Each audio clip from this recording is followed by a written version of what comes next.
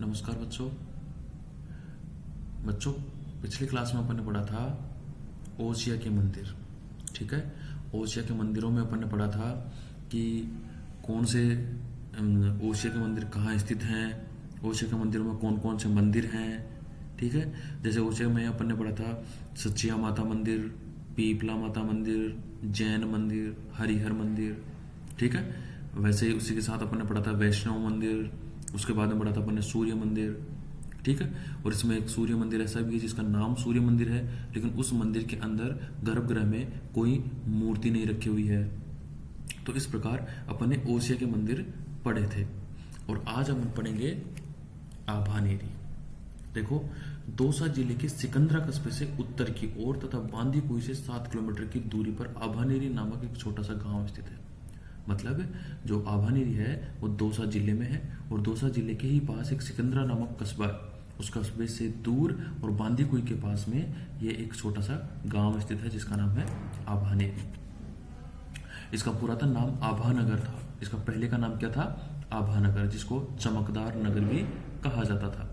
यह गुज्जर प्रतिहार काल में कला का एक समृद्ध केंद्र था। मतलब कला का बहुत अच्छा केंद्र है। पुरातत्व विभाग को प्राप्त अवशेषों के अनुसार आभानेरी का इतिहास लगभग 3000 साल पुराना है। मतलब पुरातत्व विभाग ने इसका पता लगाया तो पता चला कि इसका जो इतिहास है वो लगभग 3000 वर्ष पुराना इतिहास है।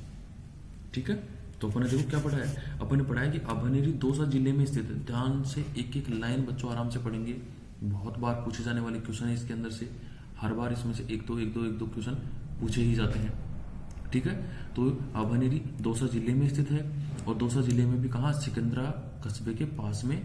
मतलब सिकंदरा कस्बा है उसके उत्तर में, और बांदीकुई से 7 किलोमीटर दूर आभानेरी एक नामक छोटा सा गांव है जिसको आभानगर भी कहा जाता था।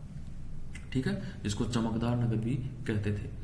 और ये कला का एक समृद्ध केंद्र था, महत्वपूर्ण केंद्र माना जाता था। पुरातत्व विभाग को प्राप्त अवशेषों के अनुसार आभानेरी का इतिहास लगभग 3000 साल पुराना इतिहास है। लगभग 3000 साल पहले से इसमें आभानेरी में कला का कार्य होता आया है। मिहिर भोज को राजा चांद के नाम से भी जाना जाता था।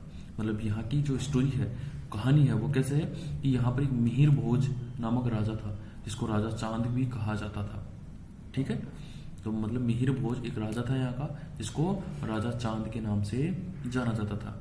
राजा चांद ने आभानेरी में कई अद्भुत एवं आकर्षक शिल्प आकृतियों का निर्माण करवाया था। मतलब जो राजा चांद था इसने आभानेरी में अनेक प्रकार की शिल्प आकृतियों का निर्माण करवाया था। मतलब मूर्तियों का निर्माण करवाया था। ठीक है, इसके बाद में है कि जिनके कुछ अवशेष जयपुर एवं आमेर के संग्रहालय में भी सुरक्षित हैं।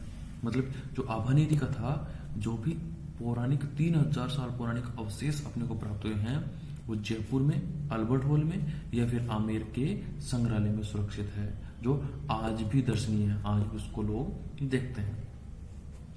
ठीक है, इसके बाद में है यहाँ की स्थापत्य एवं शिल्प आकृतियों में 8वीं-9वीं सदी का हर्षत माता का मंदिर एवं चांद बावड़ी प्रसिद्ध है।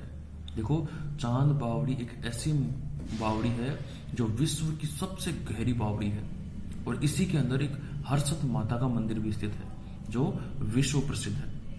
समझ गए? इसका मतलब कि यहाँ आभानेरी में शिल्प और आकृति या स्थापत्य को 8वीं-9वीं शताब्दी का प्रसिद्ध है। मतलब जो स्थापत्य बनी हुई वो सब प्रसिद्ध है, लेकिन जो 8वीं-9वीं शताब्दी में बना कौन सा? हर्षत माता मंदिर और चांद बावड़ी, जिसका राजा चांद ने निर्माण करवाया था, यह प्रसिद्ध है, विश्व प्रसिद्ध है। हर्षत माता के मंदिर का निर्माण 8वीं तथा 9वीं शताब्दी में चौहान वंशीय राजा चांद ने करवाया था। देखो, हर्षत माता मंदिर का निर्माण किसने करवाया था? 8वीं-9वीं शताब्दी में राजा चांद ने करवाया था। ये याद रखेंगे। हर्षत माता मंदिर का निर्माण 8वीं-9वीं शताब्दी में किसने करवाया था? राजा चांद ने, चौहान वंशीय राजा था। ठीक है, यह मंदिर 11वीं शताब्दी में महमूद गजनवी के आक्रमण से क्षतिग्रस्त हुआ था। मतलब इस मंदिर को महमूद गजनवी था, उसने आक्रमण करके इसको पूरी को नष्ट कर दिया था। इस मंदिर श्रृंखला को ही नष्ट कर दिया था। ठीक है। वर्तमान में उपस्थित मूर्ति शिल्पों व स्थापत्य के अवशेष भी अधिकांश भग्नावशेष के रूप में मिलते हैं। मतलब यहाँ पर वर्तमान में अगर अपन देखें, वहां जाकर देखें तो बिल्कुल भग्नावस्था, मतलब बिल्कुल टूटे फूटे से अपने को अवशेष प्राप्त होते हैं। इस मंदिर का वर्तमान स्वरूप प्राचीन मंदिर के भग्नावशेषों से ही पुनर्निर्मित किया गया है। मतलब इस मंदिर का जो वर्तमान स्वरूप है, मतलब इस समय आप अगर इस मंदिर को देखोगे तो प्राचीन जो मंदिर संग्रह, प्राचीन जो भग्नावशेष हैं, टूटे हुए टुकड़े जैसे हैं, उनको जोड़कर इस मंदिर का रूप बनाया गया है। जनश्रुति, लोगों को कहने पर कि यह लोग क्या कहते हैं, वहां के जो रहने वाले आसपास के गांव के लोग क्या कहते हैं, जनश्रुति के अनुसार इस मंदिर के गर्भगृह में हर्षद अर्थात आनंद की देवी माता को प्रसन्न मुद्रा में नीलम के पत्थर से बनी लगभग 6 फीट ऊंचाई वाली प्रतिमा स्थापित थी। कहने का मतलब यहाँ पर 6 फीट ऊंची लंबी प्रतिमा किसकी, हर्षद माता अर्थात आनंद की देवी की प्रतिमा थी यहाँ पर, किसकी, हर्षद माता की, और नीलम के पत्थर से बनी हुई थी। बहुत महंगा पत्थर होता है नीलम का पत्थर, से बनी हुई थी और लगभग 6 फीट ऊंची थी। लेकिन सन 1968 में यह प्रतिमा चोरी हो गई थी, क्योंकि नीलम का पत्थर बहुत महंगा होता है, इसलिए ये 1968 में यह मूर्ति चोरी हो गई थी। यह मंदिर एक ऊंचे चबूतरे पर बना है। वर्तमान में दोहरी जगती पर स्थित इस मंदिर के गर्भगृह में सीमेंट व चूने का प्रयोग नहीं हुआ है। मतलब सीमेंट और चूने का प्रयोग नहीं हुआ, वैसे ही इस मंदिर को बनाया गया है। जो शिल्प कला की दृष्टि से उल्लेखनीय है, मंदिर की ऊपरी जगती के चारों ओर ताखे में धार्मिक एवं लौकिक जीवन से संबंधित दृश्यांकन किए गए हैं। जो ऊपर की जगती, ऊपर की दीवार है, उसके चारों ओर आले बनाए गए हैं, ताखे बनाए गए हैं, और उसमें लौकिक जीवन से संबंधित मूर्ति शिल्प बनाए गए हैं या प्रतिमाएं बनाई गई हैं। मंदिर के विभिन्न भागों में महिष मर्दनी, दुर्गा, पार्वती, अर्धनारीश्वर, शिव, विष्णु, सूर्य, भैरव, यक्ष, यक्षिणी, नाग, ठीक है, और नाग के अलावा नागिन, रीति, कामदेव, प्रेमी, युगल, समुद्र मंथन आदि का मूर्तन हुआ है। कहने का मतलब जो अपना ये मंदिर शिल्प है, ठीक है, आभानेरी है, उसमें अर्धनारीश्वर का भी है, दुर्गा का भी है, पार्वती का भी है, महिष मर्दिनी है अर्थात दुर्गा ही हो गई, उसका भी है, शिव, विष्णु, सूर्य, भैरव, यक्ष, यक्षिणी और नाग नागिन का भी है। ये आप याद रखिए, कई बार पूछा हुआ है नाग नागिन के बारे में, ठीक है। और समुद्र मंथन करते हुए, ये भी याद रखना, जब शिव समुद्र मंथन कर रहे थे उस समय का, जिस समय जहर और अमृत दोनों आए थे, जो उस समय का जो दृश्य है वो भी मूर्ति के रूप में यहाँ पर बनाया गया है, ठीक है। श्रृंगार रथ देवी दुर्गा की प्रतिमा आमेर संग्रहालय में सुरक्षित है। मतलब यहीं से एक मूर्ति शिल्प प्राप्त हुआ जिसका नाम है श्रृंगार की देवी, ठीक है, श्रृंगार की देवी, दुर्गा की प्रतिमा।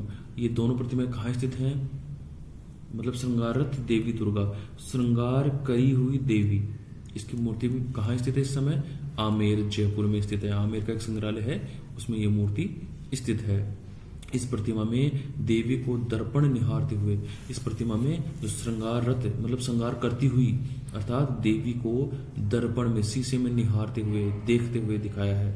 सिंदूर लगाते हुए, मतलब सिंदूर लगाते हुए, पैरों में घुंघरू ठीक करते हुए दिखाया गया है। अब इनमें से अपने को कोई सा भी क्वेश्चन पूछा जा सकता है, जैसे दर्पण में देखती हुई माँ दुर्गा, ये देवी को कहाँ बनाया गया है, या सिंदूर लगाते हुए देवी को कहाँ बनाया गया है, या पैरों के घुंघरू ठीक करते हुए देवी को कहाँ बनाया गया है, तो अपने को याद रखना है कहाँ, आभानेरी में।